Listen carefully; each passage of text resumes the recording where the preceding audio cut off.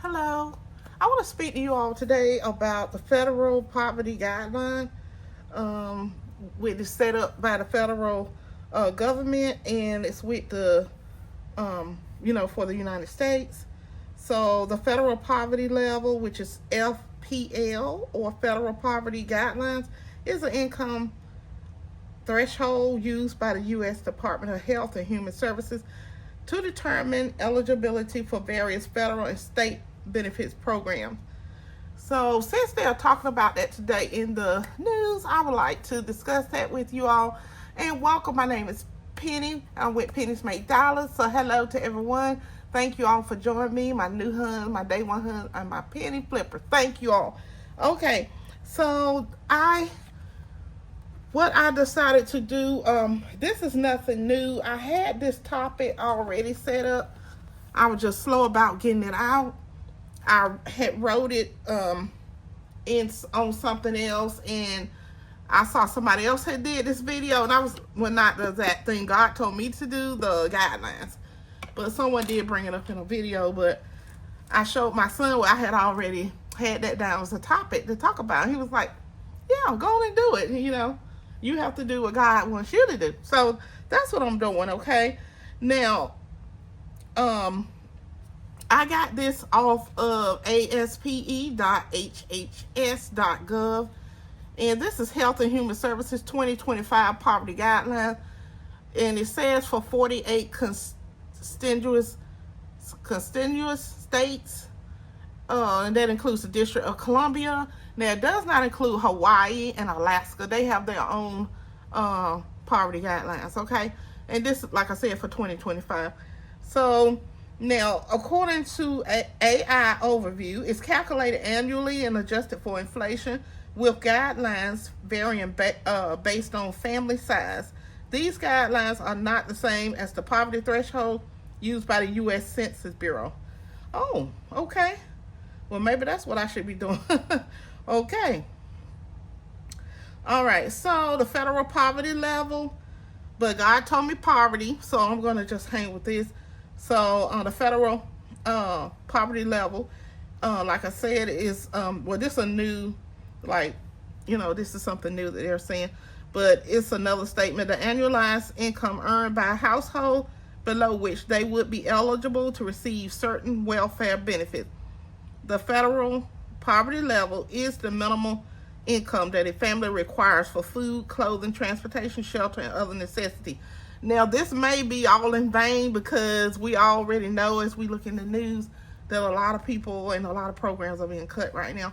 But since the Lord did give me this topic, and I've been sitting on it for days and days and days, I wrote it out, and I was scribbling on it, and then I just rewrote it, okay? So for a person, like one person household, the 2025 poverty guideline is $15,650. For a two-person household, that'll be $21,150. Three-person household, $26,650. Four-person household, $32,150. I hope you all can see this. Five-person household is $37,650. Six-person household, $43,150. Seven-person household is $48,650. And then you have eight-person household is $54,150. And they did go on to say, where is that part? They did go on to say that there's a certain amount you would add if for those over the eight-person household. Okay, I did find that. For families / households with more than 8 persons, add $5,500 for each additional person. Okay, so this is the Health and Human Services 2025 Poverty Guideline.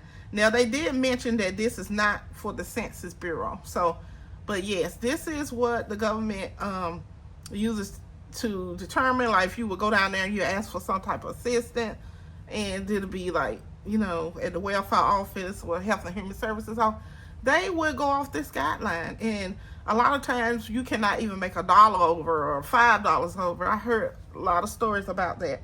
But yes, the additional will be $5,500 for each additional person that's over the 8-person household. Now, also, I see the poverty guideline for Alaska. They're starting at $19,550 for one person. 2 people, $26,430. 3 people, $33,310. And you can just get the idea. And then Hawaii for one person is $17,990. For Hawaii, 2 people, $24,320. 3 people in Hawaii is $30,650.